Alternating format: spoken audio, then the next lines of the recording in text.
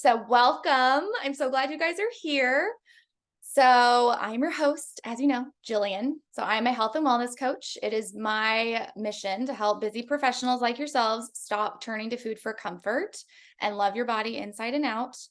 And when it comes to comfort eating, it's not just about what we're eating, but also how and who you're being when you eat.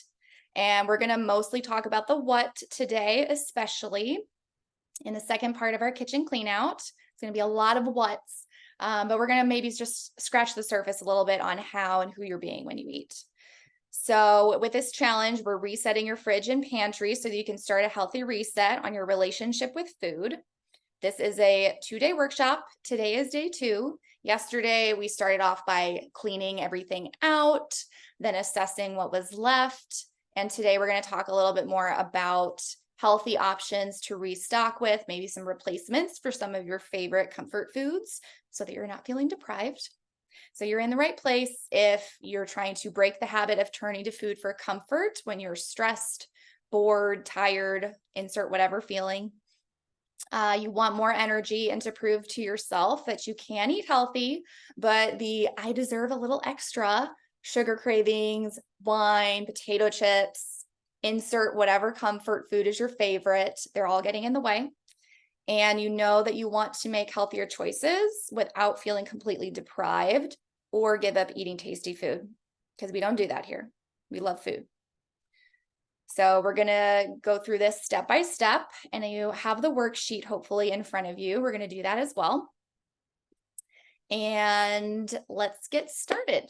So our only rule for today is to practice curiosity without judgment. This means as we go through the clean out today, if you feel triggered by any certain kinds of foods, or even yesterday, if you saw a lot of junk food in your pantry or certain things that you weren't aware of, that you just become aware and don't judge yourself for it. So by the end of today, you're going to have a cleared out fridge and pantry and a head start on what to restock with to make healthy eating just a little bit easier. So yesterday we started off clearing out all the stuff that was past its prime, any of the stuff that we just knew we needed to get rid of, and then identifying which of those foods were your biggest comfort items, maybe like your biggest temptations, if you want to think of it that way, the foods that you might typically turn to when you've got like that 3 p.m. slump, or you're sitting in front of the TV to relax at night and you're like, I just want some cookies or potato chips or ice cream or whatever it may be. And then talking about what feelings we had associated with those foods, and maybe thinking of another ritual that we could have to satisfy that need. So instead of, seeking a glass of wine for comfort at the end of the day, maybe there's another alternative to that behavior once in a while. And then towards the end, we took some time to just assess, what was left in your fridge and pantry, maybe what you realize you need more of and didn't have enough of, and kind of organize everything in a way that gets you towards your goals. So if you look at the worksheet for day 2, go ahead and write down one goal that you have with food. This is kind of like where I like to start off. There could be, it can be a complicated one or just a very simple goal. It doesn't matter. Some examples could be to eat less energy draining carbs like bread or pasta and to have more fruits and vegetables on a daily basis. It could be to not reach for potato chips every time that you have a break to sit down and watch TV. It could be choosing healthier snacks that don't make you feel so guilty. It could also just be something like being more intentional when you are eating your treat foods instead of mindlessly eating them out of the bag, and making it more of a special thing. I know we talked about that a little bit yesterday. So when I start working with a new client, goal setting is one of the first things that we do. We go into a lot more depth than this, but you're getting a little taste of that today. So by the end of today, you are going to have a good place to start with making healthier choices, but you might be like, Jillian, I know what to eat now, but I still can't figure out why I keep turning to food for comfort and how to actually change that habit. So before we dive into, how to restock with some healthier replacements and some of my favorites, I'd love to take a minute to just share how I work with clients, if that's okay with you guys. Okay.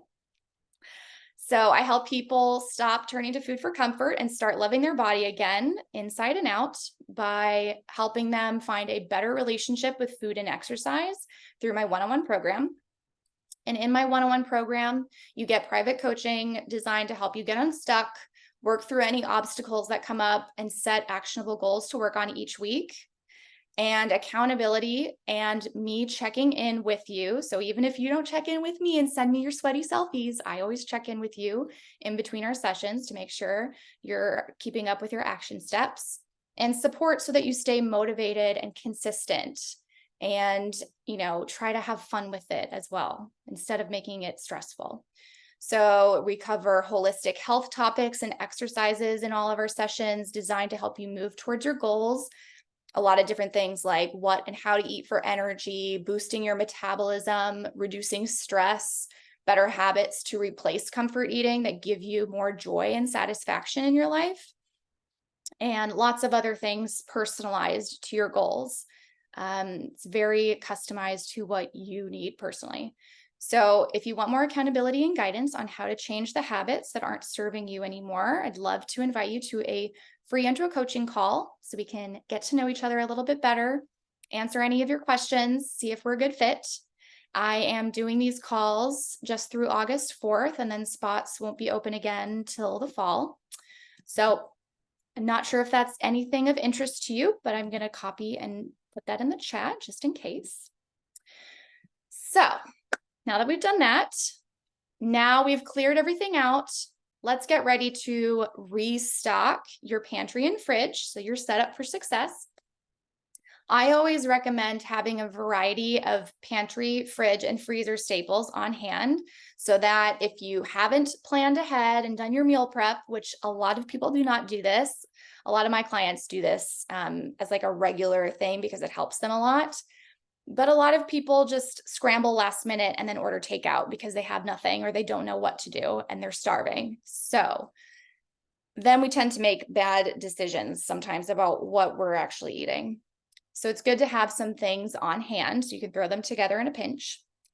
And I always love to have nutritious snacks on hand. I don't know about you, but some days I just don't feel like having a big meal, or I don't have the time. And instead of just snacking on something that isn't going to keep you full for very long, or like potato chips, for example, in the middle of the afternoon, it's good to have those snacks to curb your hunger and keep you from overeating on your next meal to make up for it. So snacks are not bad. Snacks are your friend. So let's go through. I'm going to show you some of my favorites. You can go ahead and write down your worksheet, any of these that might sound interesting that you may want to try or add, or just be like, oh, I forgot that I even had this. Let's write this down. So some of my favorite pantry staples. Let's dive into the pantry here. So canned goods. I mean, fresh is always better, right? But let's be real. It's good to have pantry staples on hand. I always say, like, if COVID taught us anything, it is to have a pantry stocked, because you just never know when you're going to have no access to any more food. I laugh now, but of course that wasn't funny at the time. So I keep lots of canned beans on hand. Things like black beans, chickpeas are really good to put into make ahead quinoa salads. I had a challenge participant over, I guess it was in the spring, share the Jennifer Aniston salad, which is like quinoa and chickpeas and cucumbers and a bunch of different things. And it was the perfect make ahead salad to have meal prepped for the week. So I always keep a lot of chickpeas on hand to do different renditions of that. Some other things that I love to have. See if I can find it. Coconut milk. So if you're ever trying to look for an alternative to dairy, or even an alternative to like whipping cream or something like that to add cream and make something, more fatty and delicious, or things like curries or things like that, Coconut milk is amazing. I put this in my coffee every morning as well, and it makes it a little bit more satisfying and doesn't, give you as much like acid into your stomach first thing in the morning. So coconut milk is really great. Another thing that I love to have on hand for quick, easy meals is Thai red curry paste. I learned the hard way that there is another brand at Whole Foods that's not this one, and it was hot as hell, and I nearly burned my mouth off and I had to throw it out. So I recommend buying the mild one and adding your own spice to it. But this is a really great thing to have on hand because you can throw together, either some sort of leftover meat that you have or tofu and some frozen veggies from a bag. Put some of this in there with a can of coconut milk and some chicken stock. And you can have like an easy, delicious, flavorful curry dish that gives you leftovers, and it can be ready in like 20 minutes. So I always have that on hand. Good thing to have also is lots of dried herbs and spices, so you can add flavor to your food without adding excess calories or sugar or any of that.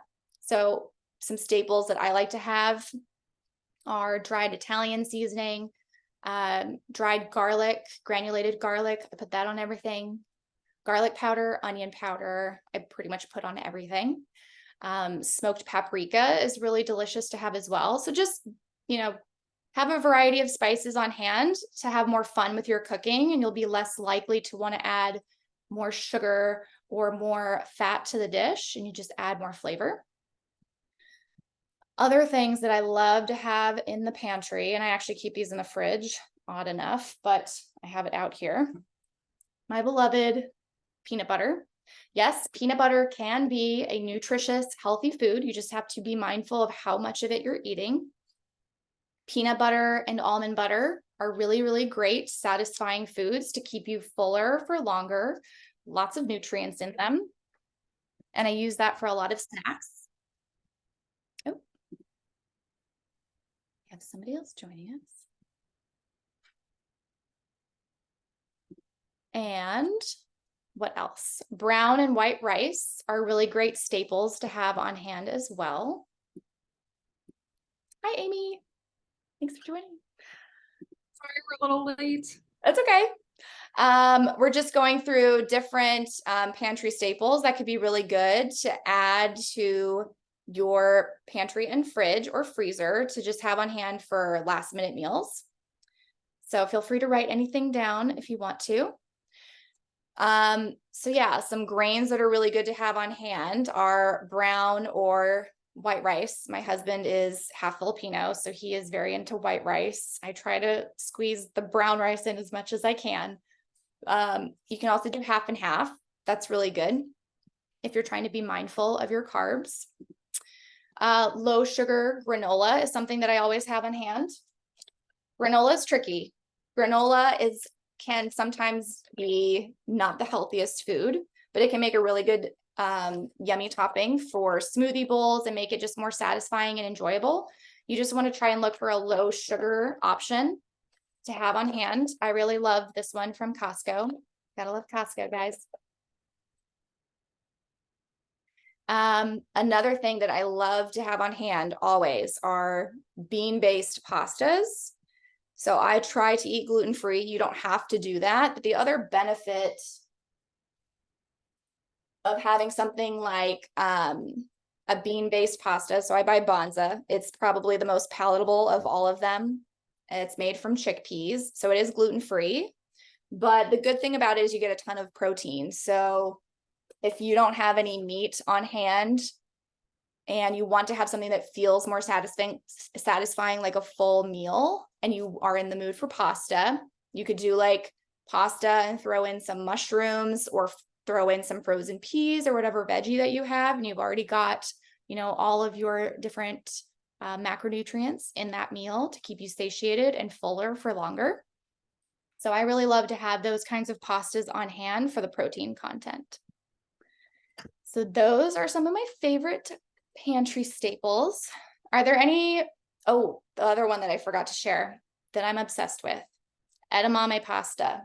Has anyone ever had that before? No? I had it in a giant box because I bought it from Costco, but they have different kinds. Not all brands are created equal when it comes to these bean or legume based pastas. You have to kind of try and experiment and try different things. But I'm obsessed with these edamame mung bean pastas. They have a really, really good flavor and umami flavor to them to make it like a satiating meal. And again, you get a ton of protein content in something like this. And you can put just a really simple tomato sauce on top. Does anybody else have like a favorite pantry staple that you go to have on hand? Feel free to chime in if you want to. If not, We really don't. I feel like we have like no staple. We have like no staple. So for me, I've never even tried like edamame pasta before, but I feel like my worst thing is if I'm hungry and I go to the grocery store, I'm like, oh, cheese and pasta, great. It's like the worst things to get, you know. So this would be a nice alternative. yeah. Is there a brand name or it's just Costco's brand for? No, I found this one just because I was tired of buying all the boxes. So my favorite brand that I buy, and I actually found it on Amazon because it's not in every store that I find, but it's called Explore Cuisine. Okay. So it's Explore Cuisine edamame mung bean pasta. So then if you are craving pasta and cheese, you could make it just a little bit healthier for you and do that kind of pasta and then get like Parmesan cheese or something like that and put that over it. And then at least you're getting more protein content than what you would with like a typical wheat pasta.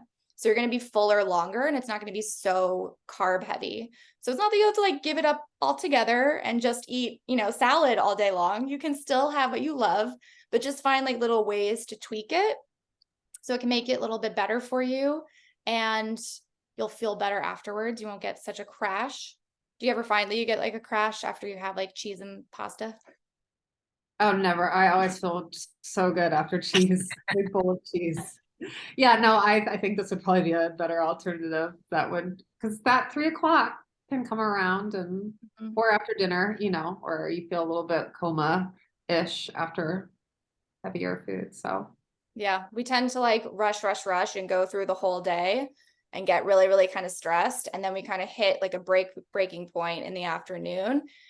And our body can kind of sometimes catch up to that. And that's sometimes when like the comfort cravings are kicking in, or you want some sugar or something like that to give you that like quick hit of energy to like finish getting through the rest of the day.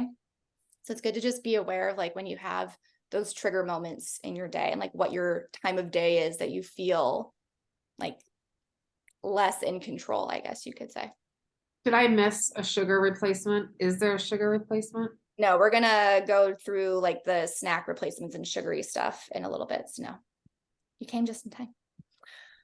But yeah, let's dive into some freezer staples. So I love my freezer. It's jam-packed. Not as much as it was last week when I went to Costco. Obviously, I love Costco, you guys. So things to have in the freezer. I'll probably just say most of these so that I don't completely defrost everything that's in there with the door open. Things to have on hand are giant bags or big bags of frozen stir-fry vegetables. So these are the things that I always have. And if I have not planned a meal for the week, I know that I at least can throw something together with these things. So big bags of stir-fry vegetables. You can also have frozen, a mixed bag of like frozen peas, carrots, corn, or whatever kind of vegetable is your favorite. Adding these to like soups or stir fries makes it really, really easy. You don't have to wash anything. You don't have to chop anything. It's just easy to go. And you're still getting all of the nutrients that fresh food essentially kind of offers you, but way more convenient and on hand. And it's not going to go bad. Other things I love to have and always have on hand is bags of frozen fruit for smoothies. So you ask my husband, we eat smoothies like a ridiculous amount around here, and add protein powder, which is something else I actually love to have on hand. I can't show you the one that I have because we ran out and we are waiting for it to arrive today. But having a really quality vegan protein powder to make a smoothie that will keep you fuller longer I've found that this is a really great way that I have clients who are just really, really busy and have no time to meal prep. They don't want to meal prep for the week. They don't have time to put a meal together. They hardly even have time to eat. So and she didn't want to order any food in. So it's kind of like, well, what do we have left? And a solution for her was to make smoothies every single morning. And it was very, very simple, but she always made sure to have protein powder in it, which she wasn't doing before.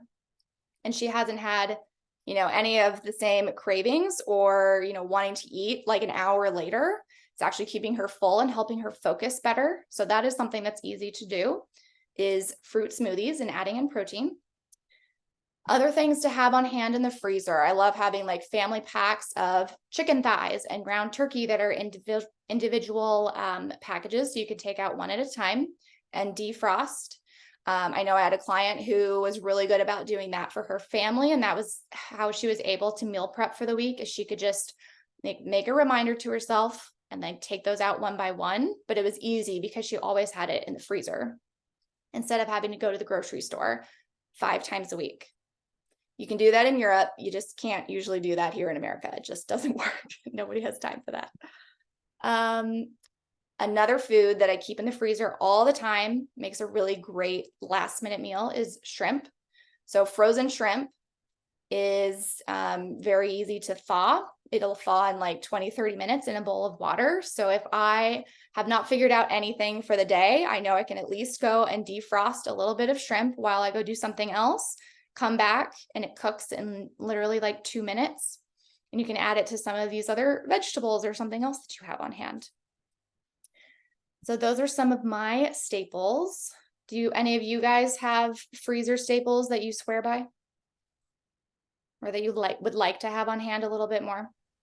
So I am on board with I have a lot of frozen fruit and the protein powder. I am a very strong believer in that. Yeah, good. I love a good smoothie. It's like we always make smoothie bowls. So I'm like, well, it's like healthy ice cream, right? You get to, you enjoy it a little bit longer. You eat it a little bit slower than slurping down a smoothie. But I mean, it's just the best thing. How could you not love it? Right? Yeah, my favorite part about smoothies too is how I can throw in a bunch of vegetables that I normally would never eat outside of a smoothie. Like I'll put cucumbers and sometimes tomatoes and spinach and stuff, and it's just so much easier to drink it instead of like sitting down and chewing it and swallowing every little bite. So yeah, that's how I get my vegetables as well as with smoothies. So clearly you're not a big vegetable lover, but you're forcing yourself. Yeah. It's good to know that about yourself. Like you could just not eat it altogether, but it's good that you've like found a way to make it work for you. So I have a client like that too, where when we actually like went through what she was eating, she wasn't really eating any vegetables and she was just eating all kinds of meat. And so that's actually worked for her really well too. She would make like, honestly, like the weirdest smoothies I've ever heard of. She was probably like you putting like carrots and, beans and cucumbers in them. And she was like, this is delicious. I can't wait to eat this. And I was like, that's great. I was like, I don't know that I would eat that mix, but if it works for you, that's really, really great. It's a good way to get your veggies in. All right. So some fridge staples, things that I always have on hand are cage-free eggs. I mean, there's a whole debate on what kind of eggs you should buy. I like cage-free. Doesn't have to be free range, but having eggs on hand, another snack that is good to have on hand for the week is hard-boiled eggs. It's a very basic thing, but I think we all tend to forget about it. If that's not your thing, if it's like a texture thing, that's totally fine. But I know for some people having that on hand, ready to go, like in a container for the week so that they can, skip that first step. That helps for them to have something for breakfast to keep them full and focused in the mornings. Other things that I love to have on hand in the fridge are lemons and limes. Those are always good for cooking, not the bottled stuff, the fresh stuff, the actual fruit. They stay good for quite a while. So those are always easy to have on hand. And good snacking fruits like apples or mangoes or things like that, things that that you can eat or grab really quickly. Another staple I like is organic extra firm tofu. You may have feelings about tofu, and that is totally fine. You don't have to eat it, but it's a really good plant-based protein source as long as you get organic. Tofu is one of those things I feel like is a non-negotiable. You should always eat it organic because of pesticides and other things. pepitas, which are pumpkin seeds, something else that I always have on hand. I put those on my smoothie bowls. I put those on like stews or shrimp dishes and different things. I put them in my oatmeal for like a little added nuttiness, but it's not quite as filling as, say, nuts would be, but it adds that like crunch and texture. So I go through a lot of those. Various nuts that I always keep on hand. I keep a bag of pecans, a bag of almonds, a bag of walnuts, and cashews. That's another great snack to have on hand, is just to throw a bunch of nuts on a sheet pan ahead of the week, toast them up in the oven for 15 minutes or so. And then I sometimes add like a little bit of honey or certain spices, like, you can do Chinese 5-spice, or you can do like curry powder, or just cinnamon and salt, and keep it really simple. Whatever is kind of your flavor. And I like to do that ahead of time. I actually have those in the fridge right now, and then just put them in a Tupperware. And that way, if you're feeling like a little lightheaded or you need that afternoon snack, you can just have like a little small handful of those ready to go instead of grabbing the cookies or something like that. Sorry, so you season them and then just stick them in the oven for 15 minutes? Yeah, so I do like on a sheet pan. I first toast them just raw so that they can kind of bring out the flavor, and then take the sheet pan out. And it's best to do this on like parchment paper so that it doesn't get sticky and stick to the pan. You'll regret it. And then after I've toasted them the first time, I put some honey over all of them, and then sprinkle it with salt and pepper, or not pepper, usually just salt, and then whatever seasonings you want in addition to that. So like I said, you could do curry powder, you could do cinnamon, something like that, and then just kind of like toss them with like a fork, and then put them back in the oven and toast them for maybe like another 10 minutes or so. So you'll do it twice. And What then was the you name let of them this? cool. That one spice you said, Chinese 5-spice? We have it. Okay, we have it. Cool. Yeah, not pie spice, 5-spice. 5-spice. Okay, Yeah. cool. Thank you. Well, pumpkin pie spice, that might be good too, actually. Yeah. That's a good one to Maybe try. that's a different dish. Yeah. That's for another season. Yeah. That's coming up in the fall. But yeah, just let them cool, and then you'll have to probably break them apart a little bit, and then I just put them into a container in the fridge. Fridge is probably best for nuts because they can spoil kind of easily, and you want to preserve the oil in it. Yeah, I find that's a really, really good snack to have.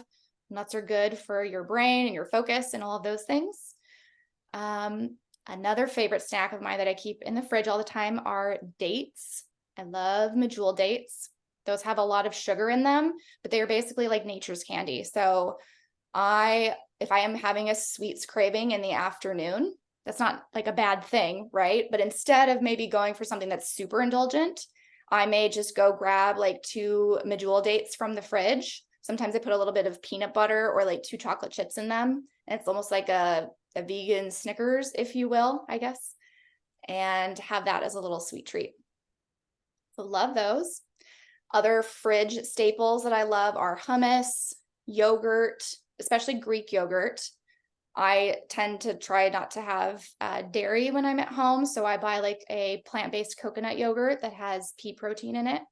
But Greek yogurt is full of protein and keeps you fuller for longer. And also an easy salad, or like a lunch option, is a salad. So I keep mixed greens in the fridge all of the time. So something, and here's the hummus as well. So hummus is a really great snack if you just eat it in moderation. And then just having one of these in your fridge for every single week. You can throw whatever leftovers you have on top, put some oil and vinegar. If you don't have a protein, you can put a can of tuna on there. That's another thing that I love to have in the pantry, is a good quality canned tuna, just to have once in a while, or those hard-boiled eggs that maybe you have ready to go in your fridge. So things like that, you can throw together a lunch in 10 minutes. It's a hell of a lot cheaper than ordering out food every single day, and you will probably feel a lot better for it as well. So I just threw a lot of different foods at you. What sounds like something that you would maybe want to add to your staples list for your fridge or pantry or freezer this week? Anybody? I've never thought about toasting nuts like to have as a snack. I do it for like as a meal. So I'll add that and play around with different seasonings. And when you do your like the dates, I have those. Do you cut them up first before you make your little snack like peanut butter and stuff? Do you like make lots of them or? I'll typically do like 3 is kind of my serving. There's no really reason for that. I just feel like it's a good number because you don't want to eat too many because you won't feel very good if you eat too many dates. But yeah, I'll usually just do like a little slit down the middle, take out the pit, and then I just take a little spoonful, maybe like half a teaspoon even, of peanut butter or almond butter and put that in the middle where the pit was. And then just put 2 little chocolate chips. And you could even do that ahead of the week if you really wanted to, and just kind of have them set aside in like a bowl and keep them in the fridge. Because then it'll almost be like, it'd be almost like a frozen Snickers or something like that. Yeah. So how many days, like, well, that should keep for like at least a week if you make it ahead, right? If you make Yeah, this- dates actually, I don't know if dates are like honey where they don't go bad, or they don't go bad in like 2 years. They have a very long shelf life, especially if you keep them in the fridge. And I actually keep peanut butter in the fridge as well, because I heard a rumor one time that it goes bad very easily. TBD if that's actually really true, but that's what I do. So if you do all of that and keep it in the fridge, it should last at least a couple of weeks, I think. Yeah. Great. I'm interested about the frozen veggies because Mhm. I get very like kind of bougie about my vegetables. Like I will buy frozen corn and frozen peas, and that's about it. Yeah. So you're finding that buying the frozen veggies, like they're actually edible, good, delicious. I don't know. Yeah, and I think you'd have to experiment to see if maybe there's certain brands you like better than others. I buy good old Costco. I should be a spokesperson for Costco, basically. So it's probably reversed on the screen. I can't tell, but No. these are Kirkland stir fry vegetables. So I just buy this big bag and I use it for the Thai curry dish. I use it to put into a simple soup if I put like leftover chicken in that as well, and that's a big make ahead meal. Sometimes put it with shrimp if you have like some other sort of sauce that you want to put with that as an easy meal. So yeah, I really like the stir fry vegetables. You can also just do frozen broccoli, keep it really, really simple. And like fresh is still really great, right? It's just good to have some of those things on hand when you have a week where you didn't get to the grocery store, or, oh, I was going to use that and it turns out it went bad and it's rotten. I can't use it now for this meal. So I'm just going to order in instead. It's like, no, you'll have something on hand all the time.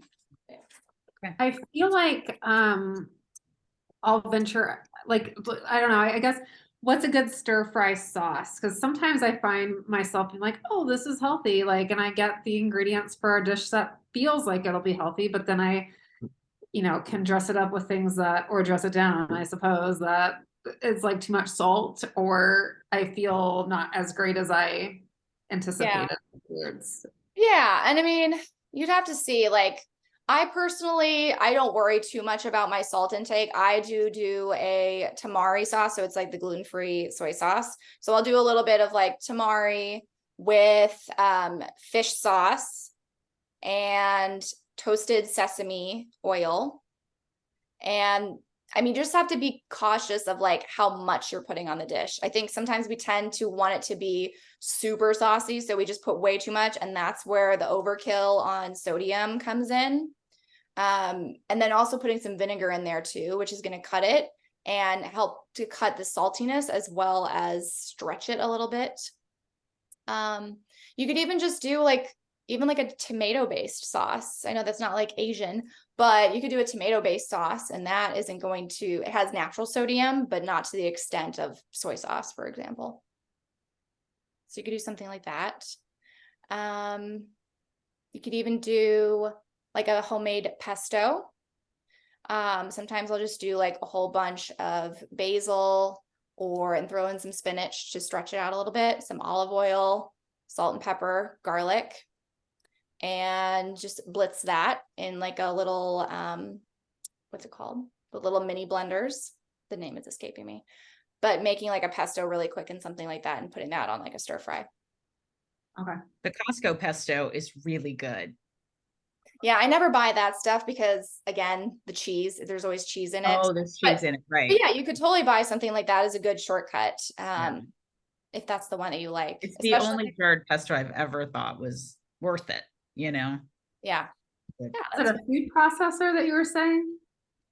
it's I'm trying to think what it's called. It's like the Ninja Bullet. So sometimes we have like a big blender that we make smoothies with, but I also keep the small one. So it's one of those like bullet blenders. So you just put the stuff in here.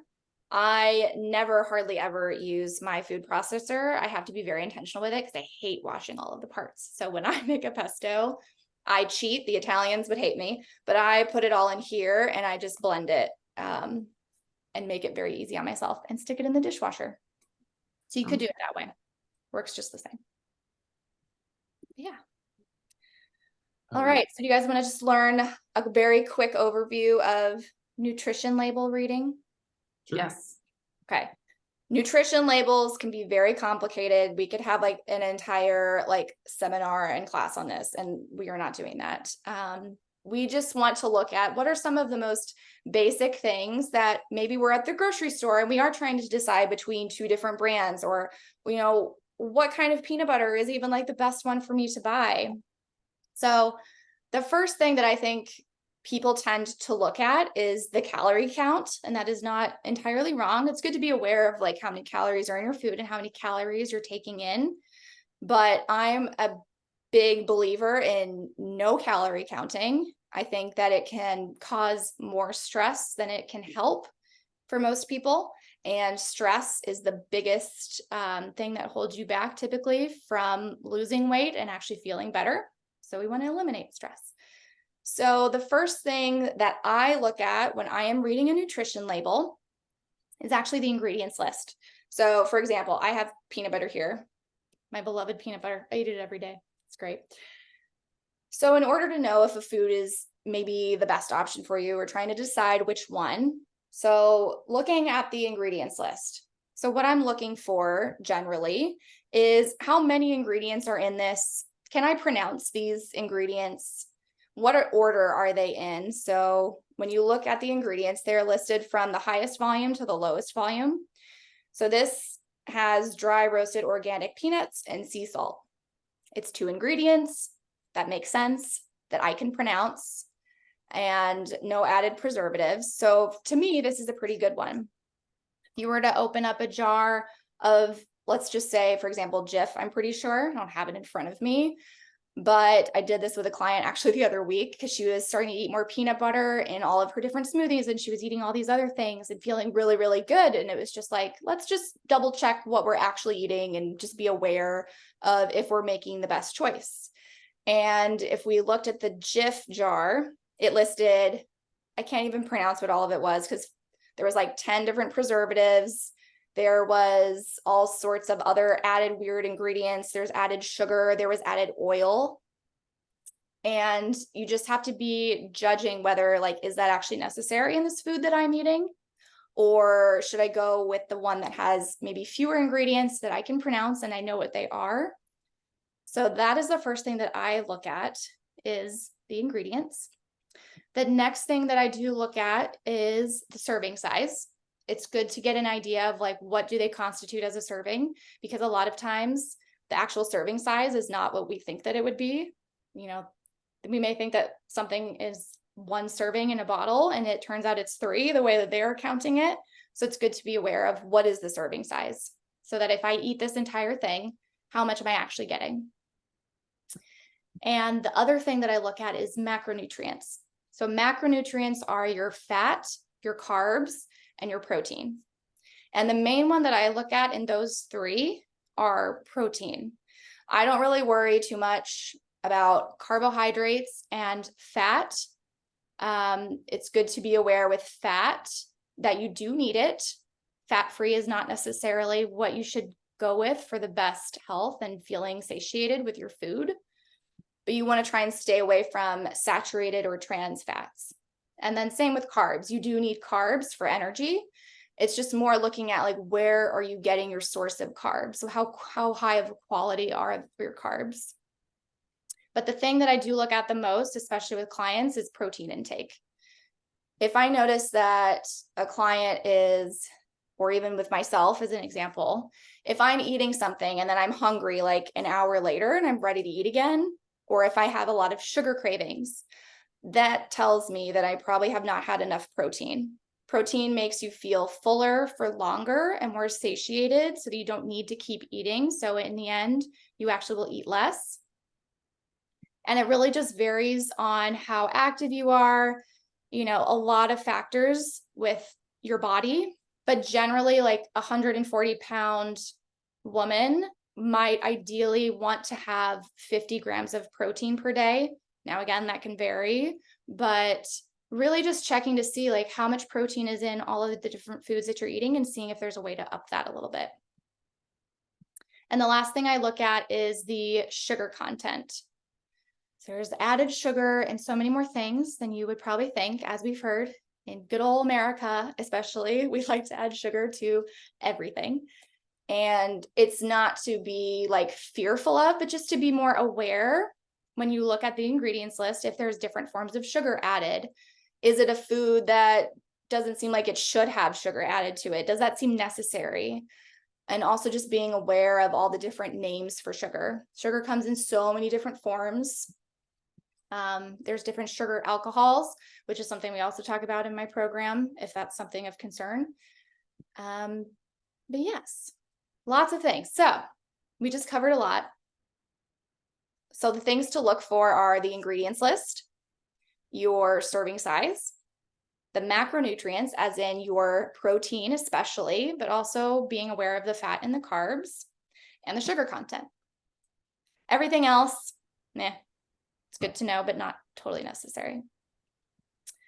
All right, so the last thing we're going to talk about is healthier swaps. So if you're having all these cravings, you have these comfort foods that you love to go to, I am all about an 80-20 balance, not depriving yourself, not saying no completely, but just seeing where can I, maybe improve or upgrade my food so that I'm still enjoying it, but I'm enjoying a better version of it or something that makes me feel better afterwards. So if you're snacking on those potato chips or cookies all the time, and it's a habit that, maybe makes you feel sick, or it's making you feel unhappy with your body, or it's making you feel a little bit out of control, that's when maybe it's time to look for a healthier swap or a healthier alternative. Turning to food for comfort and just enjoying food is not in and of itself bad whatsoever. It's just, is there a better way for this habit rather than what I'm doing right now? So some of my favorite healthier snack swaps, and we've already talked about a couple of these already, but if you have a sweet tooth or you are a chocolate lover like me, snacks that are my favorite, I love little slices of frozen banana and put a little bit of peanut butter or almond butter on top and maybe a couple of chocolate chips and put them in the freezer. That way they have like a really nice bite to them and you have some natural sweetness and some nut butter in there as well to make you fuller longer. Frozen dairy-free chocolate chips with frozen raspberries. That's a nighttime snack that I like to have. I actually had that last night, now that I think about it. I had a taste for a little something sweet. So instead of telling myself no, I went and had some frozen raspberries and then put a few dark chocolate chips with it. So I had that. Apples and nut butter with a drizzle of honey. This is a really good one. Sometimes we tend to have fruit, and that can just be a bit of a sugar rush if you are just having the sugar or the carbs by themselves. So pairing it with some protein, like from the nut butter, helps to digest that a little bit better and not have the blood sugar spikes. And again, the dates with a little bit of peanut butter or almond butter and a couple chocolate chips, that makes for a really yummy little dessert. I also have recipes for different kinds of, we call them like bliss balls. It's basically, chopped up dates and nuts and chia seeds or different flavors, and you roll them up into little snack size balls, and you can freeze them and do that ahead of time in like a big batch. And those are really yummy to have on hand. If you want recipes for that, I can send it to you. So instead of potato chips, what do we have as a potato chip option? So things that I like to have on hand, multigrain crackers, or I have my favorite gluten-free cracker for crunchy snacks. Things like these almond flour crackers from Simple Mills. These are really, really good because they're made with healthy nuts and grains, very simple ingredients, and they are gluten-free if that's something that you care about. Something really yummy to crunch and munch on. Another thing, I love these. So is anybody into Cheetos here? No? If you've ever been into Cheetos, I feel like this is like a healthier alternative. I love these hip peas. They are vegan and they're made with chickpea flour, and they have some protein in them. Very simple ingredients, but it has that like cheesy, crunchy, puffed kind of snack. So it satisfies that crunchy craving. Other things that you can try are these crunchy snap peas. They are, and also things like taro root veggie chips. So it's just like a healthier alternative to maybe like potato chip. And I think the key with things like this is portion control. Sometimes we tend to eat straight out of the bag, and that's where we start to feel guilty because we can't control it and we're not aware of how much we're eating. So if you go ahead and put some of those into a bowl and really intentionally have an amount that you feel like is okay, that really helps as well to curb the excessive cravings and not feel like crap afterwards. And then instead of wine or alcohol, so if your go-to comfort food is having a glass of wine at the end of the day, that's totally fine, right? But I have clients who that was starting to make too much of a regular habit and they weren't feeling very well the next day. They had a little bit of brain fog. They couldn't get up for their morning workout. They just wanted to sleep in. And that they weren't really happy about. So coming up with a different alternative is mocktails are a really good thing. If you just want to have something special, I actually do a class on this in January for dry January. And that was really, really fun. Doing different mocktails and making it feel more special, putting it in a wine glass, things like that. No sugar added kombuchas. Synergy raw kombucha is really, really good. There's not a ton of added sugar, so you don't have to feel bad about that. And it's just a little bit something extra. I mean, there's like a trace amount of alcohol in it technically. So if you were pregnant or something like that, I'd be cautious, but it is much better for you. And it kind of gives you something more special to drink.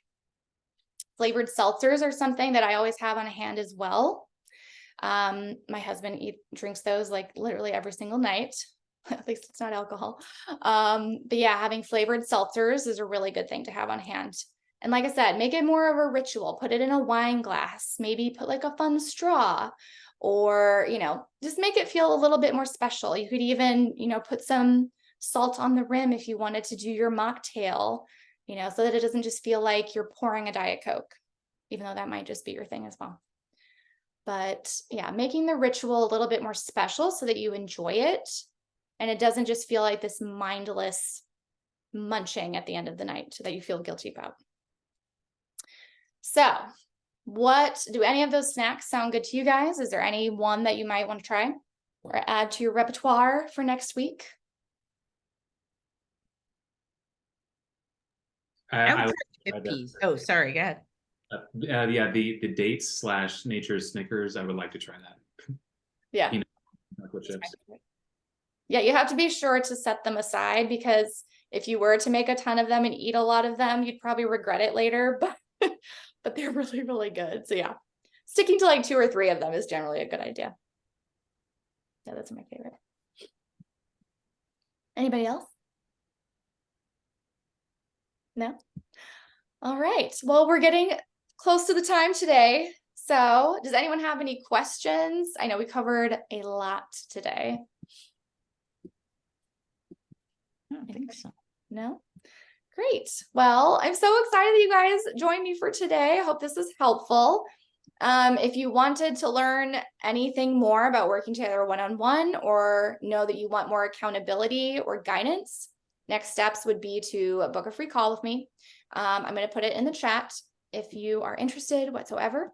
If you're not, that is totally fine.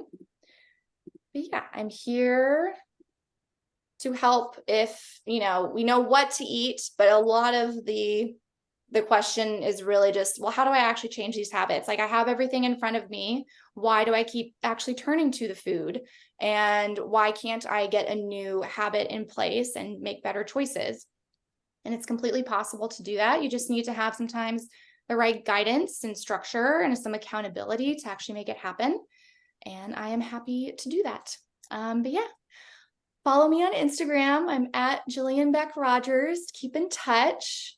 And I'm really glad you guys joined me today. Thanks for being here. Thank you. Thank you so much. This was great. All right. Bye. Bye.